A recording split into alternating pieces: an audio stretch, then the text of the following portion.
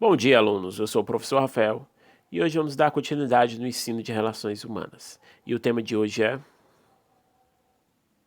desprendimento. Que virtude é essa? Vamos saber então.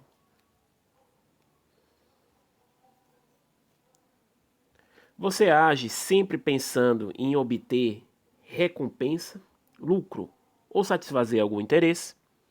Você pensa em ser muito rico ou poderoso? Sonha em ter muitos bens materiais? Você estuda só para tirar notas boas, só para tirar notas boas, notas altas? Age corretamente só para não ser castigado ou para ser reconhecido pelas outras pessoas como alguém bonzinho? Se sua resposta a todas essas perguntas acima foi positiva, você ainda precisa percorrer um longo caminho para se desprender. E o que vem a ser isso? Desprender-se naturalmente é ao contrário de ficar preso. Mas, neste caso, não se trata de sair de uma prisão com grades e muros. Certamente, há muitos presidiários que são desprendidos, assim como há muita gente livre que ainda para lá e para cá, andando, percorrendo, mas que na verdade está encerrada numa série de cadeias. Na categoria de prisioneiros aparentemente livres, fazem parte os ambiciosos, os interesseiros, os possessivos, os egoístas, os que querem ser donos de tudo, das pessoas, das riquezas, do poder, do conhecimento, sem pensar em dividir nada com ninguém.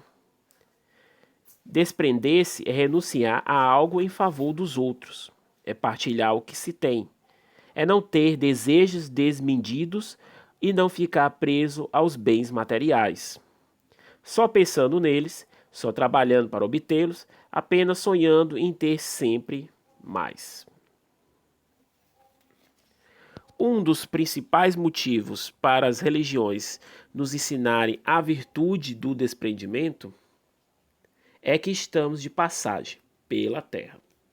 Nossa moradia aqui não é permanente. Chegamos ao mundo nus e partimos sem levar nada. Assim, de fato, nada possuímos. Tudo é apenas empréstimo. Apega-se às coisas que passam é procurar um sofrimento inútil, porque tudo está sujeito à transformação. Um autor budista, por exemplo, nos diz o seguinte: a maneira de ser feliz, de acordo com Buda, é simples: apenas desprender-te. Se te desprendes de muito, terá muita felicidade. Se te desprendes de pouco, terás pouca felicidade. E se não podes desprender-te de nada em absoluto, terás muito sofrimento. A ideia do desprendimento se recomenda porque é prática e, além disso, é realmente o único caminho. Porque não importa se conseguimos nos desprender ou não. As coisas se vão sem que possamos fazer algo para evitar. Mas vale desprender-se e cooperar com a maneira de se dar coisas do que tentar sem sucesso. Resistir à forma irresistível da realidade. Já muitos cristãos ensinam que o único bem que podemos desejar, porque só ele é eterno e imutável e preenche totalmente a alma, é Deus. Todo o resto é passageiro. Jesus disse que é preciso acumular tesouros no céu, os bens da alma, as virtudes que ninguém nos pode tirar, antes de acumular os bens terrenos. Não acumuleis tesouros na terra, onde a traça e o caruncho devoram, onde os ladrões invadem e roubam. Ao contrário, acumulai tesouros no céu, onde a traça e o caruncho não devoram, onde os ladrões não invadem, nem podem roubar, nem roubam. Pois onde estiver teu tesouro, ali estará teu coração. Mas aí vem a pergunta: e como agir com desprendimento, professor? Ser desprendido nas ações significa praticar ações virtuosas, sem querer se exibir. Como assim, professor? É como se você faz uma doação grande para alguém, mas você quer porque quer mostrar que você fez aquilo. Certo?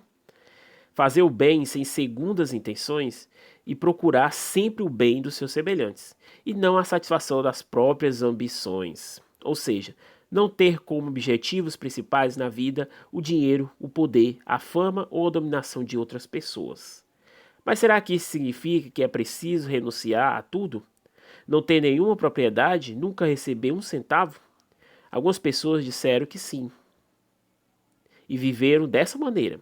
São exemplos conhecidos como Francisco de Assis, Mahatma Gandhi, Madre Teresa de Calcutá e entre outros, os maiores, Jesus de Nazaré e Buda.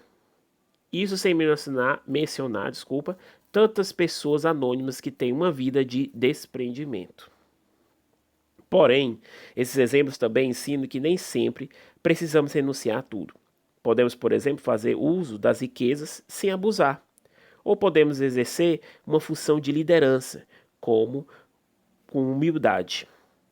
Qualquer que seja o recurso, o importante é usá-lo também em benefício dos outros e não apenas de nós mesmos.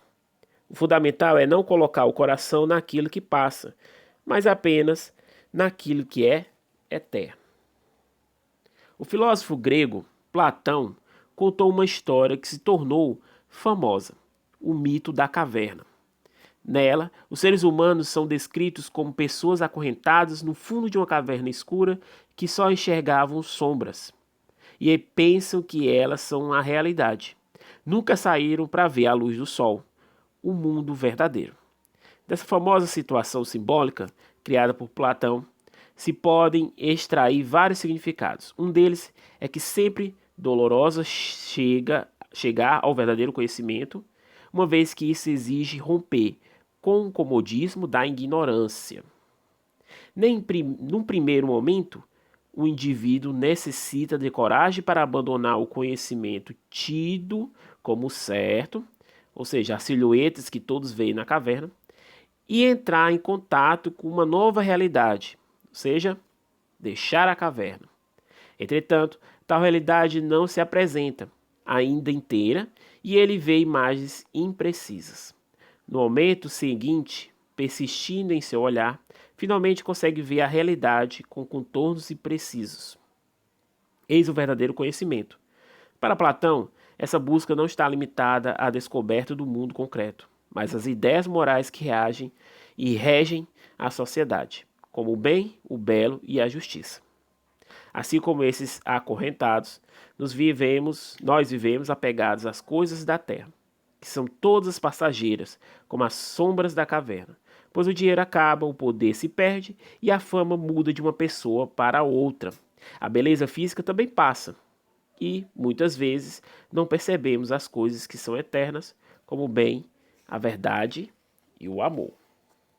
O desprendimento, pessoal, pode haver diversas formas para acontecer isso, que recebe diferentes nomes.